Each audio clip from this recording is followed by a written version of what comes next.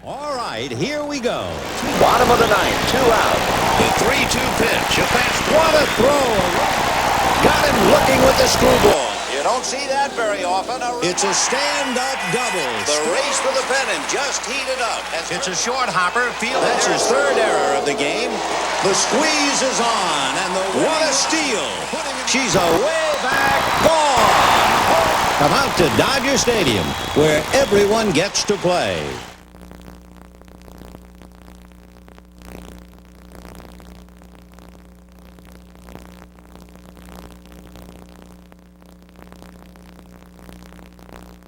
Are you in for a treat?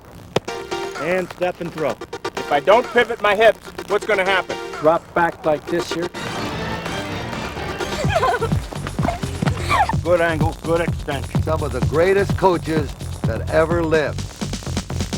Knees bent, catching a ground ball, the slight give it to him. Hey, sweetie. You want these knuckles to line up. Looking real good. Look. I got it. Great hip turn, great swing. All right. Yeah, that give it to him. Perfect. Great job, guys. Very good job. Oh! It's time for Grand Slam Jam 4, Training the Dodger Way. Starring Dodger manager Tommy Lasorda, with tips from the Dodgers coaches. And now, here's Tommy.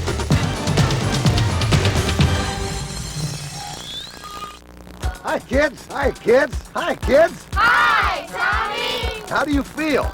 Great. All right. Well, listen, let me tell you something. Are you in for a treat? You know, we have the Dodger coaches who really know a great deal about baseball.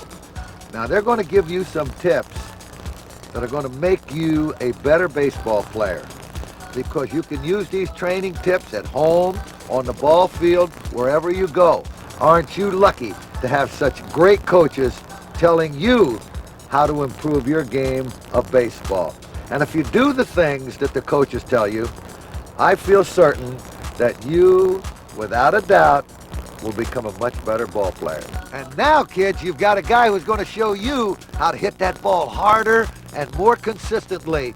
Reggie Smith, outstanding batting coach for the Los Angeles Dodgers and one of the greatest players that ever played the game of baseball. Reggie Smith is in his first season as the Dodgers hitting instructor, and boy did he know how to hit. In 17 Major League seasons, Reggie hit over 307 times, and his 314 home runs is the third all-time highest by a switch hitter, behind only Eddie Murray and Mickey Mantle.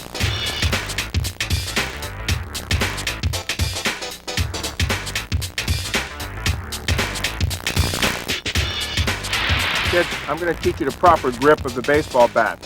Yvonne, I can see you have that bat pretty far back in your hands, pretty deep in your hands, and that's asking for injury. Let me see here for a second. The proper grip of a baseball bat, you have to have the bat more in your fingers in the top hand and across your hand in the bottom hand. This will allow you to swing the bat more freely and have more bat control. I know you've both probably had your hands sting at one time or another and had sore thumbs. Well, we all have, and that comes from having that bat too far back in our hands. The more you have it up in your fingers and aligning the knuckles in this fashion will allow you to swing the bat more freely. Kids, there are 3 important things in hitting. 1 is having a bat that you can control. 2, having a stance that you're comfortable with. And 3, getting a good pitch to hit. Getting a good pitch to hit is obvious. You want to pitch over the strike zone, a ball that you know that you can hit and hit hard. Having a stance that you're comfortable with means that you're balanced. And usually what will take place there is having a nice wide base, the knees bent slightly, and you bent slightly at the waist, your hands wherever you want to place them. Keep your head up, both eyes focused on the ball. Then when you take your stride, you stride at the pitcher and pivot. Pivot on the back foot, the back toe, so that clears the hips out of the way, and that's what delivers the bat into the ball. Luke, let me see your swing. Great swing. This next drill is what I call my fence drill. It's designed to help you develop a short stroke, that quick swing that will help you deliver the club head of the bat to the ball.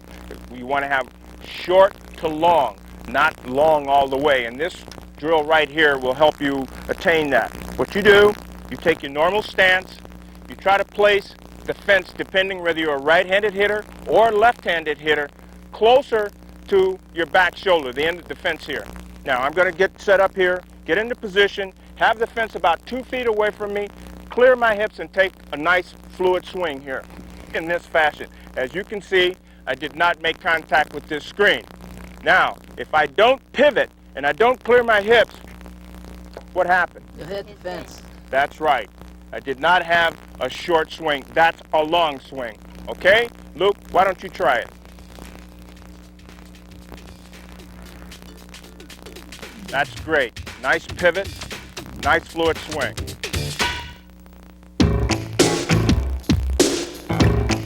We took time out from the coaches for a rap session with Dodgers catcher Mike Piazza. Mike, what was it like being Rookie of the Year? Well, it was a tremendous thrill for me. I worked extremely hard to get to the major leagues, and to see all your hard work, a reward for that is very rewarding for yourself and for your family. So it was a very proud moment in my life. What kind of baseball did you play when you were a kid? Well, I think I started off like anybody did, playing Little League baseball. I played that until I was 12, and then from there I played Babe Ruth baseball until I was 15, and then American Legion baseball. And from there I went into college, and then from college went to professionally. So those were the levels that I played. How did you get to the major leagues, Mike? How did I get to the major leagues? That's a good question. Well, you start by playing in college or high school, and a scout comes and sees you play. And if he likes you, then he drafts you. Every major league organization drafts players. And then from there you go to the minor leagues, and if you do well, you slowly work your way up, or fast, depends on how good you are, all the way up to the major leagues. I spent 4 years in the minor leagues.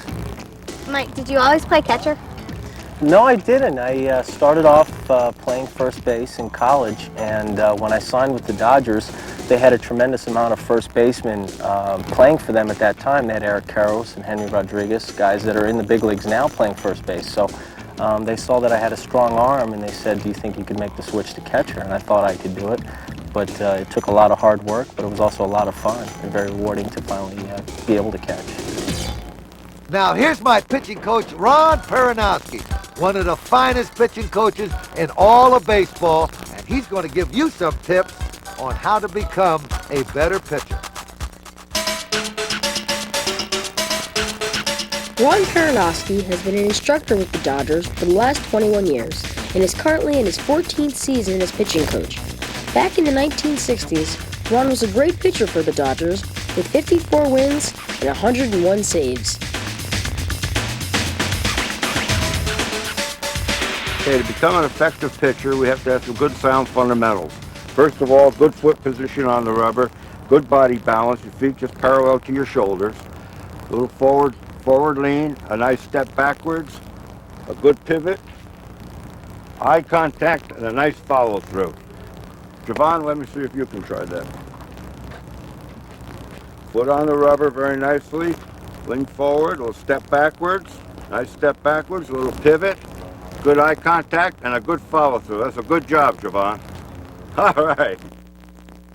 Okay, kids, after we pitch the ball, it's very important to be in good position to field the ball that's hit back to you. Now you become the fifth infielder. All of a sudden, when I go through my wind-up, I come into a good follow-through. I'm in good position. My feet are spread apart. I take a good crow hop and a good follow-through. That way, I give the first baseman time to get to first base, and it's a good play. This is a good drill for you kids when you're by yourself with no one to catch the ball. You find a vacant wall, get some tape and put it against the wall the size of the strike zone.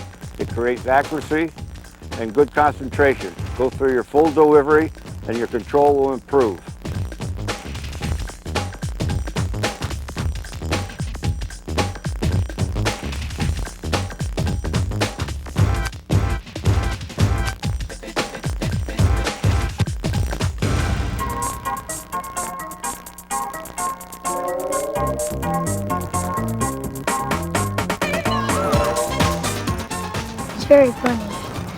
He's nice and he's funny.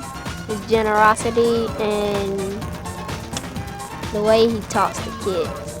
He's always nice and he's fun to be around. He works a lot with kids and he does good with the Dodgers. I like his attitude.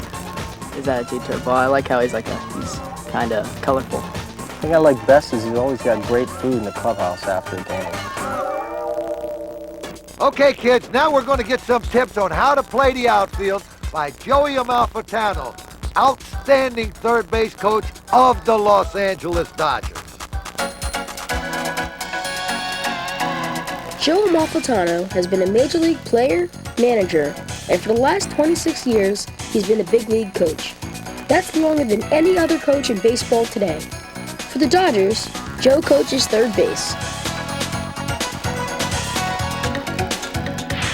All right, the first thing we want to do is get the proper stance when we play the outfield.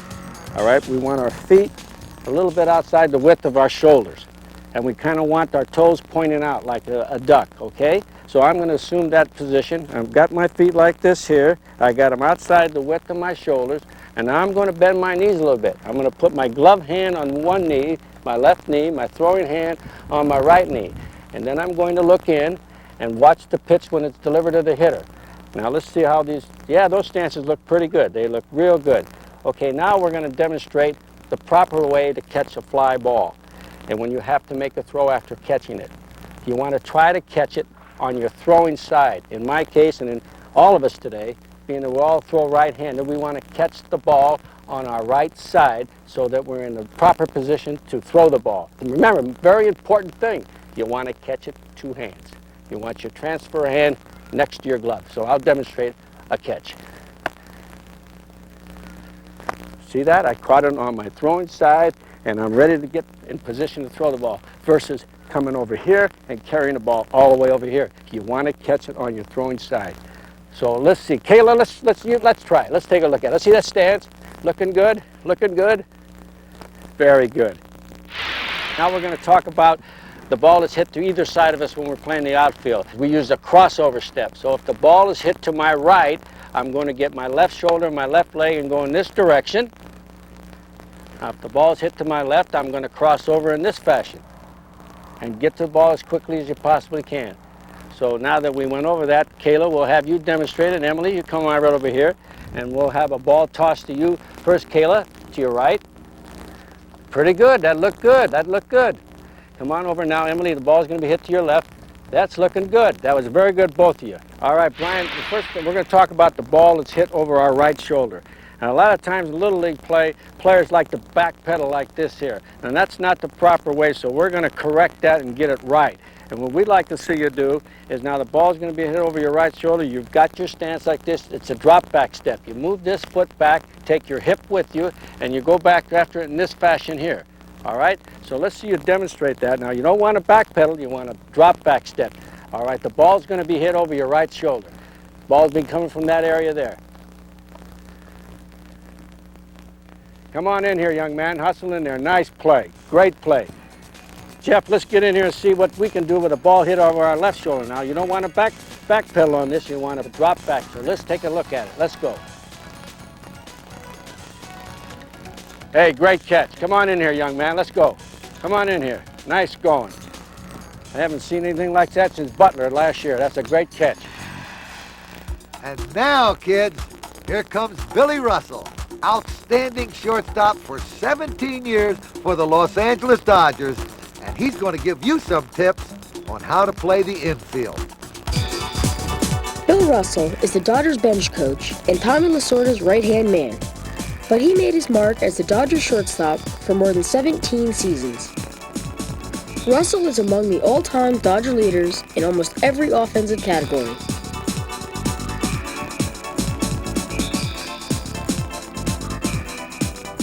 Okay, Luke and Brian, before we get into some infield drills, let's talk about our proper stance out here as an infielder. First of all, you want to make sure that your feet are shoulder width apart, or just a little slightly more, as you see here on my feet. Now, let's shift our weight to the balls of our feet, or the toes of my feet. See, my heels are off the ground? That means my weight is evenly distributed, where I can go to my right, I can go to my left. But the main thing about fielding the ground ball, guys, is make sure you catch your ball out here in front of you. The glove is out in front of your body this way, and then you charge the ball. Don't wait back on the ball. You charge and go get the ball and play the hop. And also anticipate that each ball that the pitcher throws to the hitter, that it's going to be hit to you. No matter what position you play, then when it is, you're ready to field this ball. So that is the basic fundamental of fielding the ground ball. Remember, guys, to be a successful infielder, you have to have soft hands. And one of the things we use here in the Dodger organization is the Tom Lasorda soft hands glove like Brian has here. So remember, just picture yourself catching an egg where you really want it, you don't want to break it when you catch it, so you have to have that slight give. Remember when we talked about the proper stance, the knees bent, catching the ground ball, the slight give at the end? Okay, Brian, you show them how to use that glove and that soft hands. Great, a great job. Okay, Luke, you do the same thing with you got a regular glove on. All right, great job, guys. Okay, Luke, in order to avoid that dreadful bat hop, there are two ways that we want to field a ground ball. One is getting that long hop coming down, which we call the bottom of the hop before it hits the ground. The other one is that short hop where the ball hits just before the glove and you smother it with your glove going inside. Those are the two ways that you preferably want to catch the ball.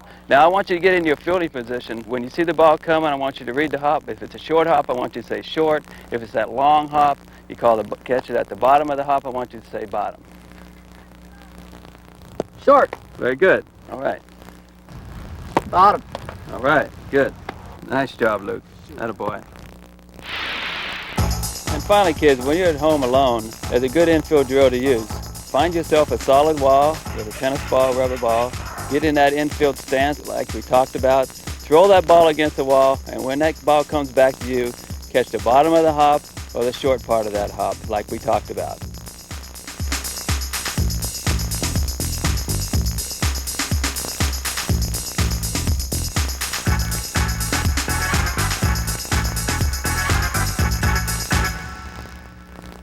Mike, what do you do when you're not playing baseball?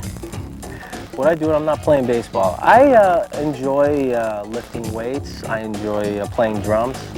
I play guitar. I play everything that's not nailed down, more or less. I have fun enjoying it during my off time. I like to go to a lot of concerts, and I'm a big hard rock fan. I don't know if too many guys like hard rock anymore, but that's what I like to do with my spare time. Who's your hero and why?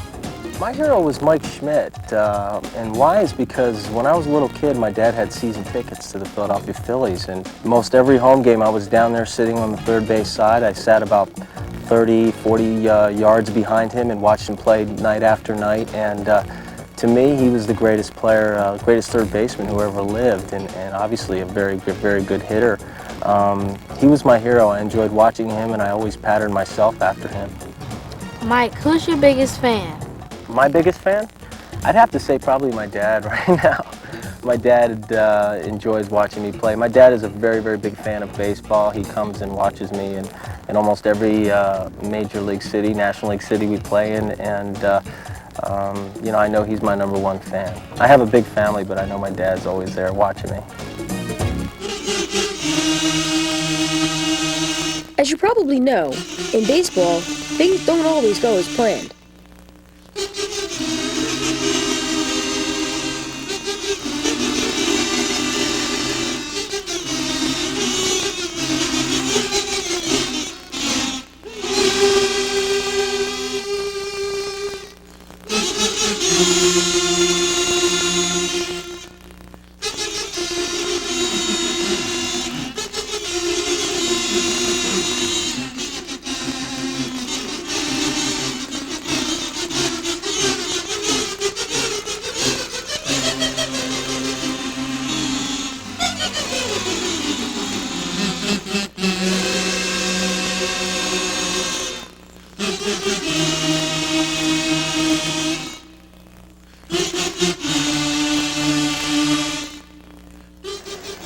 The famous weenie race here at County Stadium. You got the brat on the right. You got the Italian sausage in the middle and the Polish on the left. Let's see who's going to win it. Here comes the Italian. Passing the Polish. Yes. Look out. Calvin Gonzague's heading for the plate. Now they've got him in a rundown. And it hits him in the back. Heading for the plate again. Newland Snow is there. They got him in a rundown again. And he gets back. beautifully. Unbelievable. Foul down. There goes the bat in the crowd again. We had one sail in there last night, and a big battle continues here. We got a tug of war going on now, Bob. Who's been doing their weight work and who hasn't? Gonzalez wanting to see how it comes out, too. Oh, now.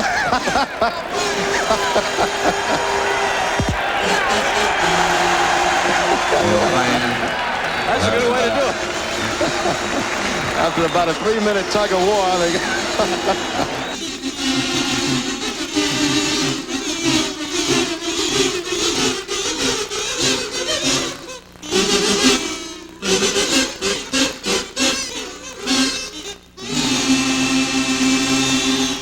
Now, kids, here comes Mark Cressy, my bullpen coach for 18 years. He's worked with a lot of catchers in the Dodger organization, and he's going to give you tips on how to become a better catcher. Mark Cressy is in his 18th season as the Dodgers bullpen coach. He's coached in 5 World Series and 5 All-Star games. And in the off-season, he runs instructional camps for kids in Huntington Beach.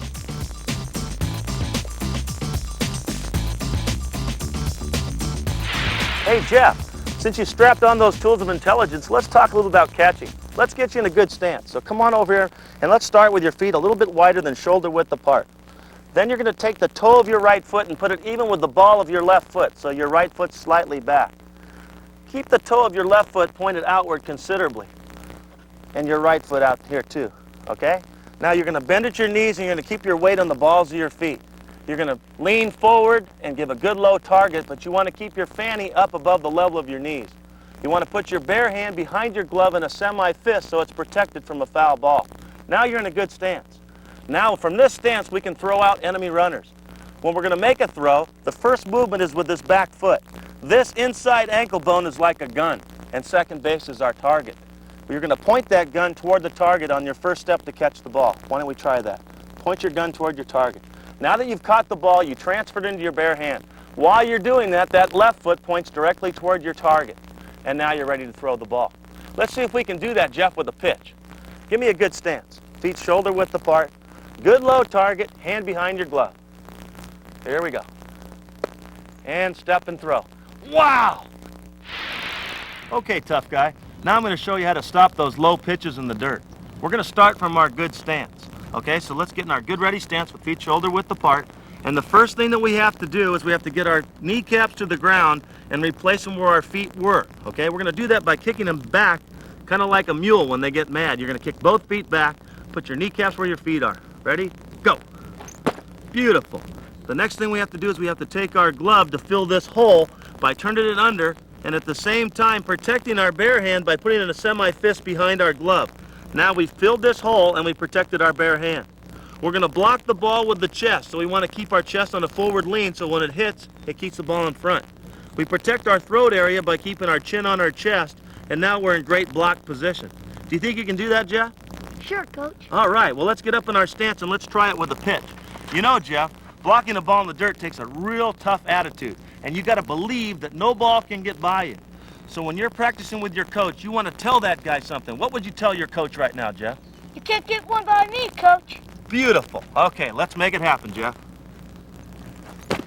Beautiful. Mike Piazza couldn't have done any better than that, Jeff. Good job. Hey, Jeff, now I'm going to show you the fundamentals on how to field a bunt.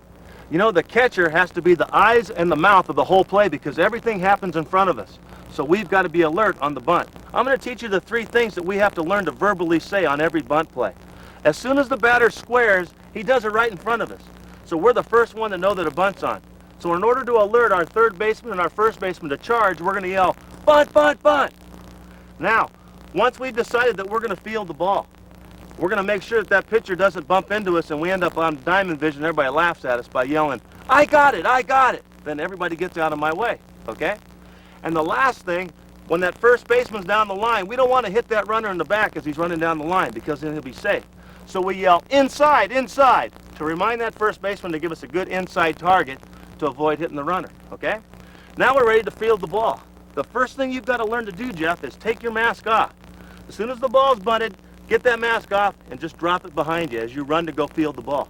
You're going to field the ball by running around the ball, and when you get to the ball, your body should be going the direction you're going to throw it. If you're going to first base, you're going to round it this way. If you're going to go to second, you're going to go in line with second base.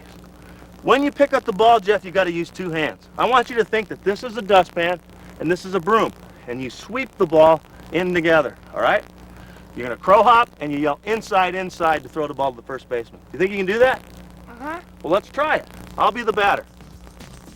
I swear to bunt. What do you yell? Foot, foot, foot. I got it. Inside, inside. Beautiful, Jeff. Come on back here, buddy. That's outstanding. You're going to be a big leaguer someday for sure. Well, kids, do you think you learned something? Yeah! Well, I'm going to tell you something. The coaches that have worked with you, along with Joe Ferguson and Manny Mota, make up one of the greatest coaching staffs that any manager could ever have. So if you listen to the things that they've told you to do, you definitely will become better ball players. There's only one route to Dodger Stadium, and that's through the avenue of hard work. If you want to be a major leaguer and play for the Dodgers, you've got to practice, practice, and practice. Now, you know what makes Tom feel good? For someone to tell me they love the Dodgers. Let's all together put our heads back. Say with all the pride and enthusiasm you have, I love the Dodgers! And the Dodgers love you. God bless you. See you later.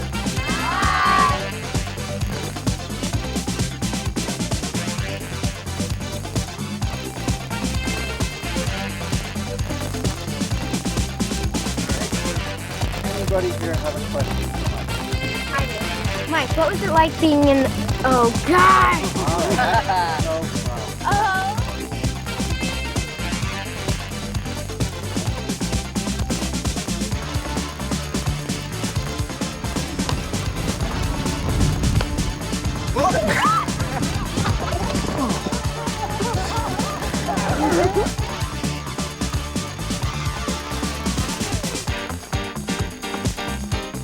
Probably had that happen before, haven't you?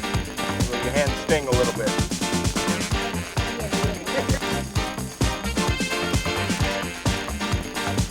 Luke, let me see your swing.